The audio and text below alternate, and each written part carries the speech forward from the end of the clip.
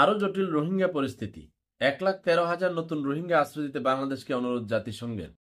এই সংঘ কিন্তু আবার অন্য মুসলিম দেশে যে বাচ্চাদেরকে পৃথিবী থেকে নাই করে দিচ্ছে, বৃদ্ধদেরকে, অসহায় মানুষদেরকে, তখন আবার এই সংঘর মানবতার চেতনা জেগে ওঠে না। তো তাদের চেতনা শুধু বাংলাদেশের রোহিঙ্গা বাড়াইবার সময় জেগে ওঠে। তো রোহিঙ্গা 1,13,000 নতুন আশ্রয় দিয়ে বাংলাদেশকে অনুরোধ না জানায় আমরা লই যান গা, সমস্যা কি? আমরা লই যান গা বিমান দেওরায় বলে আসো, আমরা তো একেবারে চেতনার আমরা সভাপতি, তোমরা লই যাও, তোমাদের জনতন কান্দে।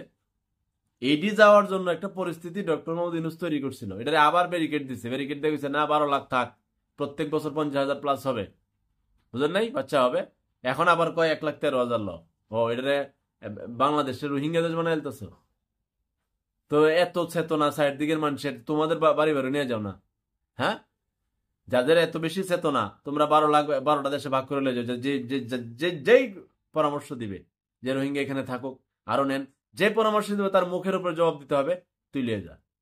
মানে একটা ইয়া বানাইছে, কি বলে এটা, আবাসিক এলাকা বানাইছে, রোহিঙ্গা আবাসিক এলাকা। যে যেমনি পারে পরামর্শ দেয়। আর এই রোহিঙ্গাকে কেন্দ্র করে এখানে বড় বড় এনজিও সংস্থা ঢুকতেছে, আলগাপাতি পয়সাপাতি দিতেছে আমাদের বাংলাদেশকে অস্থির করে রাখার জন্য, এবং যে কোনো সময় পরিস্থিতি ওই সাইডটা আপনার অন্যরকম করে ফেলার জন্য রোহিঙ্গাই যথেষ্ট। মানে এখন 1,13,000 নতুন রোহিঙ্গা আশ্রয় দিতে বাংলাদেশকে অনুরোধ। মানবিক করিডোর নিয়ে রাজনৈতিক মহলে উৎকণ্ঠা। বাতিটা নিভে গেছে, নিবই মানবিক করিডোর। তোরা মানবিক আর বিশ্বে অন্য দেশে যে মানবতার লঙ্ঘন হয় তোদের, তোরা কই থাকস? মানবতা খালি এনো সেট করে উঠি, রোহিঙ্গার মানবতা। আর এই দেশের রোহিঙ্গা যে এলাকাতে থাকে ওই এলাকার মানুষে বলে যে আমরা এখন সংখ্যালঘু, কারণ রোহিঙ্গা ধরেন 12 লাখ, হেরা হয়েছে 6 লাখ। বুঝেন আমাদের কি একটা ঝামেলা তৈরি করতেছে, এবং প্রত্যেক বছর প্রায় 50,000 প্লাস হইতেছে। তো এক সময় এরা যদি 50 লাখ হয়, তো আপনি তখন এরা লোকে পারবেন না, এরা দৌড়াইতে পারবেন?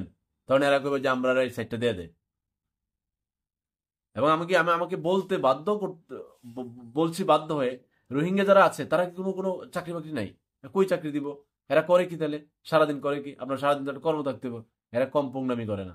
যত অবৈধ পাচার টাচার আছে, মালমূল সাপ্লাই টাপ্লাই আছে, গুড়া মুড়া সব বেছে এরা। রিপোর্ট দেখেন না? এবং মাঝে মধ্যে এদের ভিতরে মেশিন পত্রের ঝঞ্ঝনানি, মেশিনের লাড়ালাড়ি। এরা কি খুব ভালো? এত ভালো না। এরা কম পুংডা না, পুংডার সর্বোচ্চ লেভেলে ওরা আছে। এখন 1,13,000 নতুন করে দিত, হ্যাঁ? মানে কই যে পড়লো বাংলাদেশ, কোন পেসের মধ্যে পুরা বিশ্ব লাগাইতেছে। এটার একটা ফুটবল পাইছে, এমনি একবার লাদ দে, একবার এমনি একবার লাদ দে। মানবতার ডিলার গল। তো মানবতা তোর বাড়িতে লয়ে যা, আরো 1 লাখ তোর বাড়িতে বিমান দা লয়ে যা। বাংলাদেশ পারলে বিমান দিবে না, তোরা বিমান দা নিয়ে নামায় না। মানবতার ডিলারের দল।